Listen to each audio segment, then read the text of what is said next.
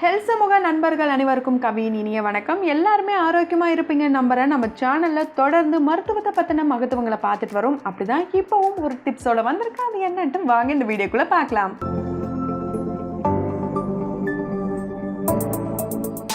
பொதுவாக அப்பெல்லாம் சொல்லுவாங்க, பெண்களுக்கு கார்மேகம் போல கருங்குந்தல் இருக்கிறது ரொம்ப ரொம்ப அழகுன்ட்டு. ஆனால் இப்போ எல்லாருமே நல்லா ஷார்ட் ஹேராக வச்சிருக்காங்க. ரேராக தான் நம்ம எல்லாருமே அந்த லாங் ஹேரை பார்க்க முடியுது. கண்டிப்பாக சிலருக்குலாம் ஆசையாக இருக்கும், நம்மளுடைய முடி ரொம்ப நீளமாக இருந்தால் அழகாக இருக்கும்ல. சிலவங்களுக்கு இருக்கிற முடி கொட்டாமல் இருந்தாலே போதும்பா அப்படிலாம் நினைப்பாங்க. அப்படி முடி கொட்டுற பிரச்சனை கம்மியாகி முடி கருகருன்னு ரொம்ப நீளமாக வளரணும் ஆசைப்படுறவங்க எல்லாருமே கண்டிப்பாக இந்த வீடியோ பார்க்கலாம். முடி கொட்டுறதுக்கு பிரச்சனை பல காரணங்கள் இருக்கும். பொதுவாக நம்ம பார்க்கும்போது தலையில் அதிகமாக பெயின் இருந்தாலும் பொடுகு இருந்தாலும் முடி கொட்டுறது ரொம்ப ரொம்ப அதிகமா இருக்கும். இன்னும் இன்டெப்தா போகணும் அப்படின்னா தைராய்டு பிரச்சனை இருக்கும், இர்ரெகுலர் பீரியட்ஸ் இருக்கும், இந்த மாதிரி ஹார்மோன் இம்பேலன்சிங்கால முடி கொட்டுற பிரச்சனையும் வரும். பொதுவா நமக்கு பெயின் அதிகமா இருந்தா தலையில அரிப்பு ஏற்படும். அதுவும் இல்லாம நம்ம யாருக்குமே பெயின் இருக்கிறது பிடிக்காது. இப்படி அரிப்பு ஏற்படும் போது நம்ம சொரியறதுனால நம்மளுடைய முடியோடைய வேர் பகுதிகள் உடைய வாய்ப்புகள் இருக்கு. பெண்கள் ஒழிக்க இப்ப தனியா மருந்தும் இருக்கு. அதுவும் இல்லாம பொடுக போக்கணும் அப்படின்னா இந்த ஷாம்பை யூஸ் பண்ணுங்க. கண்டிப்பா பொடுகே வராதுன்னு சொல்ற அளவுக்கு இப்ப நிறைய ஷாம்பும் வந்துடுச்சு. சில சமயங்கள்ல ஷாம்பு மாத்தி போடுறதுனாலும் பொடுகு பிரச்சனை வரும். இந்த பொடுகு பிரச்சனையை நம்ம வீட்ல எப்படி இயற்கையை குணப்படுத்தலாம் அப்படின்னா, குளிக்கிறதுக்கு முன்னாடி என்ன தேய்ச்சி எப்படி குளிப்போமோ அந்த மாதிரி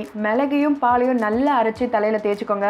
1-2 மணி நேரம் இது அப்படியே தலையிலே ஊற விட்டுங்க. ஊற விட்டதுக்கு அப்புறம் நல்லா வார்ம் வாட்டர்ல குளிங்க. சுடு தண்ணியிலும் குளிக்க கூடாது. அப்படி குளிச்சிங்கன்னா முடியோடைய வேர் பகுதிகள் பாதிப்படையும். ஒரு சிலவங்க டெய்லி தலைக்கு குளிப்பாங்க. அப்படி டெய்லி தலைக்கு குளிக்கிறவங்க இந்த மாதிரி யூஸ் பண்ணலாம். அப்படி இல்ல எனக்கு இது மாதிரிலாம் குளிச்சா தலைவலி வந்துடும் அப்படின்னு சொல்றவங்க எல்லாம் வாரத்துல 2 முறை இந்த மாதிரி பண்ணீங்கன்னா கண்டிப்பா பொடுகெல்லாம் போயிடும். முடி கொட்டுற பிரச்சனைக்கு முக்கிய காரணமா இருந்தது இந்த பொடுகு. இதை எப்படி ஒழிக்கிறதுன்னு பார்த்தோம். அடுத்து நம்ம ரெகுலரா எப்படி சாப்பிடுறோமோ அதே மாதிரி நம்மளோட தலைமுடிக்கும் உணவு கொடுக்கணும். அட என்னப்பா உணவு கொடுக்க சொல்றீங்க அப்படின்ட்டு நிறைய பேர் யோசிப்பீங்க. உணவு கொடுக்கறதுனா வேற எதுவுமே இல்லைங்க. ரெகுலரா நம்ம தலையில எண்ணெய் வைக்கணும். நிறைய ஆயில் வந்துடுச்சு, இருந்தாலும் நம்ம செக்கில் ஆட்டின எண்ணெயோட ஒரு சில பொருட்களை சேர்த்து நம்ம தலையில தேய்ச்சிட்டு வந்தோம்னா கண்டிப்பா முடி கருக்கருன்னு வளரும். அந்த எண்ணெய் எப்படி ரெடி பண்ணலாம் பார்க்கலாம். பெரிய நெல்லிக்காய், கரிசலாங்கண்ணி, பொன்னாங்கண்ணி, வெந்தயக்கீரை, கருவேப்பிலை, மருதாணி, கீழா நெல்லி, ஆலோவேரா இது எல்லாத்தையுமே நல்லா அரைச்சு நம்ம வீட்ல வடகம் காய வைக்கிற மாதிரி இதையும் சின்ன சின்னதா வடகம் மாதிரி ரெடி பண்ணி காய வைக்கணும். இது நல்லா காஞ்சிருக்கணும். இதை நம்ம எடுத்து உடைச்சா உடையிற அளவுக்கு இருக்கணும். இப்போ காய வச்ச இது எல்லாத்தையுமே நம்ம செக்ல வாங்கின எண்ணெயோட நல்லா ஊற வச்சு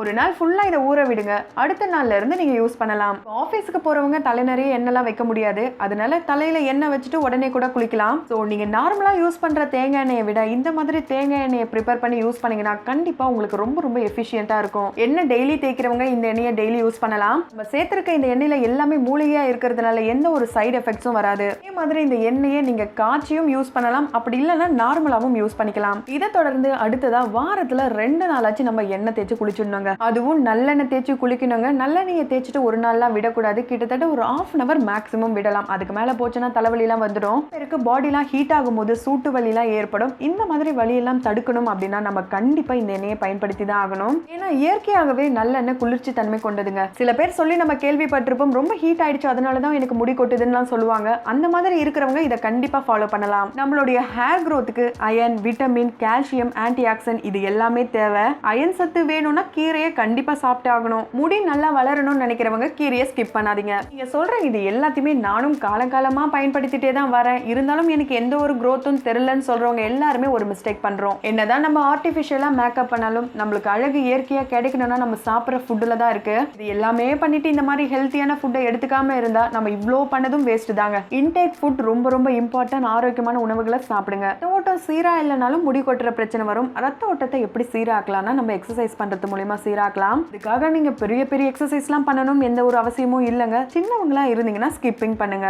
பெரியவங்களா இருந்தீங்கன்னா ஸ்டேர் கேஸ் ஏறி இறங்கலாம், வாக்கிங் போகலாம். இப்படி பண்றது மூலமா முடி கொட்டுற பிரச்சனை மட்டும் இல்லைங்க, நம்மளுடைய உடலும் ரொம்ப ரொம்ப ஆரோக்கியமா இருக்கும். ஸோ இது எல்லாத்தையுமே தொடர்ந்து ஃபாலோ பண்ணுங்க. அதுக்கப்புறம் உங்களுக்குள்ள நடக்கிற சேஞ்சஸ் நீங்களே பார்க்கலாம். சூப்பர் டிப்ஸ் பா, நான் கண்டிப்பா இது எல்லாத்தையுமே ஃபாலோ பண்ண போறேன்னு சொல்றவங்க எல்லாருமே மறக்காம நம்மளுடைய கமெண்ட் பாக்ஸ்ல கமெண்ட் பண்ணிடுங்க. அடுத்த ஒரு ஹெல்த்தியான வீடியோல பார்க்கலாம். அதுக்கு முன்னாடி இது வரைக்கும் யாரெல்லாம் நம்ம ஹெல்த் சமூகம் சேனலை சப்ஸ்கிரைப் பண்ணலையோ அவங்க எல்லாருமே சப்ஸ்கிரைப் பண்ணிட்டு பக்கத்துல இருக்க பெல் ஐக்கானை மறக்காம பிரஸ் பண்ணிடுங்க.